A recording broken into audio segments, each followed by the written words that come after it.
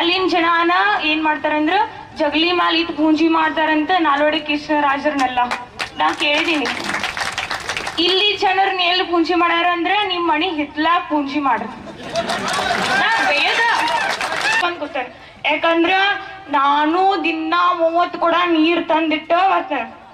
ಯಾಕ ನಮ್ಮೂನ ದನಗೊಳ್ದವ, ನಾನು ಒಬ್ಳು ರೈತನ ಮಗಳಂತ ಹೆಮ್ಮೆಯಿಂದ ಹೇಳ್ಕೊತೀನಿ.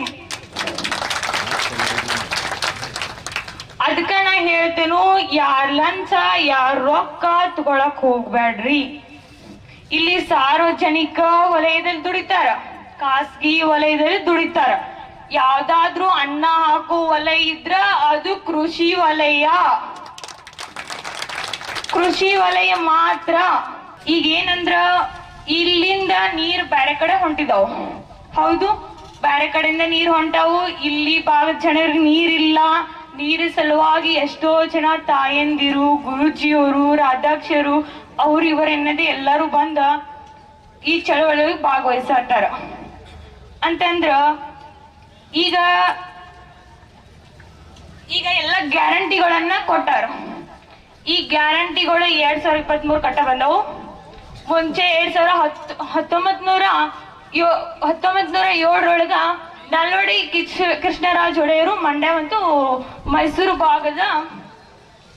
ಭಾಗದ ಆ ಕಡೆ ನೀರಾವರಿ ಮಾಡ್ಯಾರ. ಬೆಳಗುಳದ ಕಾವೇರಿ ನದಿಗೆ ಅಣೆಕಟ್ಟನ್ನು ಕಟ್ತಾರ. ಅಲ್ಲಿ ಬಹಳಷ್ಟು ಜನರಿಗೆ ನೀರಾವರಿಯನ್ನು ಅವಕಾಶನ ಕಲ್ಪಿಸಿದಾರೆ. ಅಲ್ಲಿನ ಜನನ ಏನ್ ಮಾಡ್ತಾರಂದ್ರ ಜಗಲಿ ಮ್ಯಾಲ ಇಟ್ಟು ಪೂಂಜಿ ಮಾಡ್ತಾರಂತ ನಾಲ್ವಡಿ ಕೃಷ್ಣರಾಜರನ್ನೆಲ್ಲ ನಾ ಕೇಳಿದೀನಿ. ಇಲ್ಲಿ ಜನರನ್ನ ಎಲ್ಲಿ ಪೂಂಜಿ ಮಾಡ್ಯಾರ ಅಂದ್ರ ನಿಮ್ ಮನಿ ಹಿತ್ಲಾಕ್ ಪೂಂಜಿ ಮಾಡ್ರ.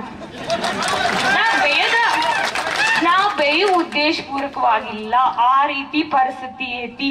ನಿಮ್ಮನ ಕಷ್ಟಕ್ಕ ಇಲ್ಲಿ ಯಾರು ಸ್ಪಂದಿಸಂತಿಲ್ಲ ಅಂದ್ರೆ ನೀವು ಆರ್ಸ್ಕರ್ಸಿಲ್ 1000 ರೂಪಾಯಿ ನೋಟ್ ನೋಡಿಲ್ಲ ನೀವು?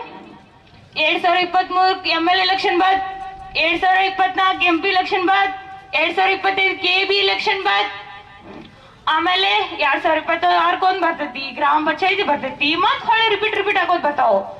ಹೌದು, ಅವ ರಿಪೀಟ್ ಆಗತ್ತಾವು. ಅವ ಎಲ್ಲ ನಡೆಯಕತ್ತಂದ್ರ ನೀವು ಯಾವಾಗ ಶಾಣ್ಯಾರಾಗಾರ, ನಿಮಗ್ ಯಾವಾಗ ತಿಳುವಳಿಕೆ ಬರೋದಾ?